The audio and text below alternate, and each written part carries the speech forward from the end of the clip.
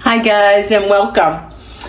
Today I'm going to do something. It's from Chef John from All Recipes. It's an oldie, but it intrigued me because I happen to love cordon bleu. I buy them frozen. I've made them fresh. This is a cordon bleu casserole for one. You can expand it, and I don't think you would want to make it any smaller. You would just save half or split it like me and Vin would split it. Okay, two changes I've made. He used fresh one whole chicken breast. I'm using and modifying what I had, frozen rotisserie chicken that I cubed. So it's still cold. I'm gonna use this. I'm gonna cut it down a little bit smaller. Okay. And like I said, if you want to use fresh, you go ahead. But I have a lot of rotisserie chicken, white meat, that I'm gonna use it in here. Okay. So I have a bowl here. That goes in first. Excuse me if I have a sneezing fit. I must have some kind of allergies today. Okay. Oh my goodness, what is with me? This is bad timing. Okay. A good amount of the chicken, equal to one breast. Then I use diced store ham, the diced up package. Put that in, mix it. It was stuck together in the plastic wrap. And this is a premium Kentucky diced ham something. Sounded good. Okay. We got that. Then we're going to have a teaspoon of Dijon mustard. Okay. Put that in. The other thing, it's supposed to be, but I checked with Alexa, and you can substitute.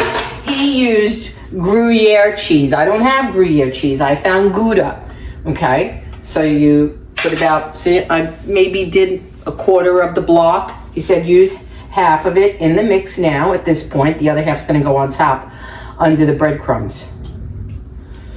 Okay, we like that. So put this over here. Okay. What am I missing? Oh, more cheese and a touch of heavy cream, a little bit of pepper. He put cayenne. I'm not a hot person, so I'm going to put a little bit of black pepper. And he used some thyme. He had fresh dried, I think. I have dried. Let's see. I'm going to put a pinch just to get that little French cordon taste that cordon bleu has. Don't make me sneeze any more than I need to. Very little. Be very gentle with this. But I think that's going to give it a nice flavor too. So we'll put it in. I'm excited about this one. I know it's going to be good. I love his recipes. I got an eyeball it. He did a touch of the cream. It looked like he had 2 ounces. 3, okay. I don't know. All right, I'm going to use what I put because I have a good amount of chicken. Chicken soaks everything up. That's going to be for that. Okay, now we just mix this up and set it aside. See? That's our chicken or ham, the Dijon mustard, the Gruyere if you can find it. I use Gouda, and Alexa says it's a wonderful substitute for Gouda. I mean Gruyere if you can, because I don't see it often in the block in the supermarket. So mix this all up and set it aside. Okay. Now while this is sitting here, we're going to make a breadcrumb topping for it. Okay, that's panko crumbs, a tablespoon of Parmesan. Use the good one, the grated freshly. Tablespoon of Parmesan. Okay, a little bit of pepper and melted butter. I'd say a tablespoon. Okay, get rid of that. Oh, I love the dish elimination. I love it. And if you wanted to add a little more extra Parmesan there, I just overgrated. I'm going to save it. I'm going to stick with his recipe. As close. The only thing different from him and me was the cheese. And you want to blend this up to a crumbly consistency. Okay.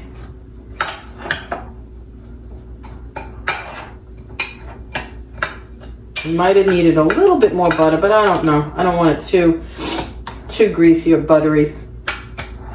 I'm sure it'll brown in the oven. Let me see. I think we're going to be fine. All right, let me just put a little bit more. I think I want a little bit more melted butter. I'll try to speed it up as fast as I can, and I'm gonna pause when it goes in the oven. It goes in the oven. He used raw chicken. He said 425 for like 15, 20 minutes. My chicken's cooked. My ham is cooked. Everything is cooked. So I really just have to heat mine through. So I have it at 385, and I'm gonna give it 20 minutes just so that cream gets into everything and, you know, works out well. I threw that in the sink. I threw it too soon. I need a little bit more butter. Alrighty, you gotta melt this now, okay? Just to pour it in here. Forgive me, guys. It's a real kitchen, you know? I'm really doing this. This is by step. How long should I cook it? Maybe 10 seconds? 10 seconds? Alright, so we have some Parmesan left over. We gotta cover that into a little Tupperware. We're gonna get these crumbs right. And here's my dish, my casserole. You're gonna see me put that in there. Okay, I didn't burn it this time. Let's add that. A little bit more. Just to be sure that they get crispy enough and golden enough and moist enough. Okay. Now, we just have to put it in the casserole and bake.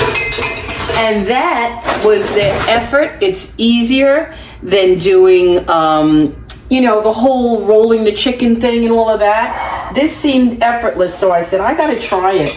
Now you just take that mixture we made, pour it into the casserole dish of your choice. Like I said, this could easily feed me and Honey for lunch, but I'm gonna give it to Vinny for him to have. He won't finish it. And this is great with just a little side salad. And the benefit of mine, tweaking his recipe, is who doesn't have that rotisserie chicken around? What a great way. When I saw this, I said, this is a no-brainer. I'm making that. Okay, now let's take those crumbs. I have allergies again. I cannot believe the second time this happened to me on camera. Oh, this is looking wonderful. Yeah, go all around. Use them all. Ain't gonna hurt nobody. Buttery, crummy top. Ain't gonna hurt nobody. And he said you could do a little bit of that holy thing. What did he call it? A little pokey to spread the breadcrumbs that go into the chicken and stuff. All right, guys, there it is. I'll show you when she is golden and beautiful. I'm gonna put her on a pan here like this, just like he did. On a pan in the oven, 385, and I'll let you know how long it took. Okay, guys, and here she is out of the oven, bubbling and piping hot. Too hot to taste. Let it cool a few minutes, and then I'll come back and taste for you. Okay, it's only been about 3 minutes. I hope it's cool enough to taste. I don't want to burn my mouth. And like I said, it's for Vinny, not me. But I'm curious because I will make it again if it's really delicious. And it's a great casserole for one. I mean, come on. What a great use of all that food. And I did forget to put the chicken underneath before I added the breadcrumbs on top. What I like is everything in here is cooked. We know that, right? Ooh.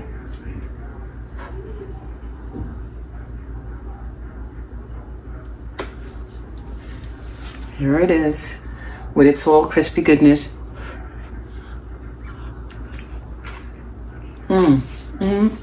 Comfort. Oh my God.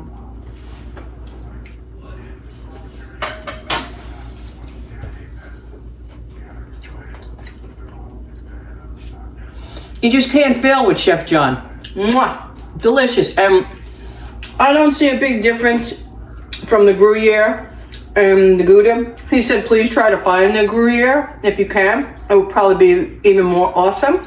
But even though I didn't, it is delicious. And I kind of am digging the fact that I used the rotisserie chicken, and I'll tell you why.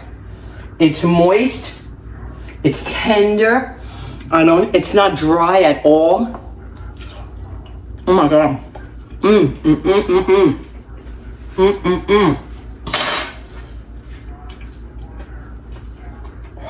Hot.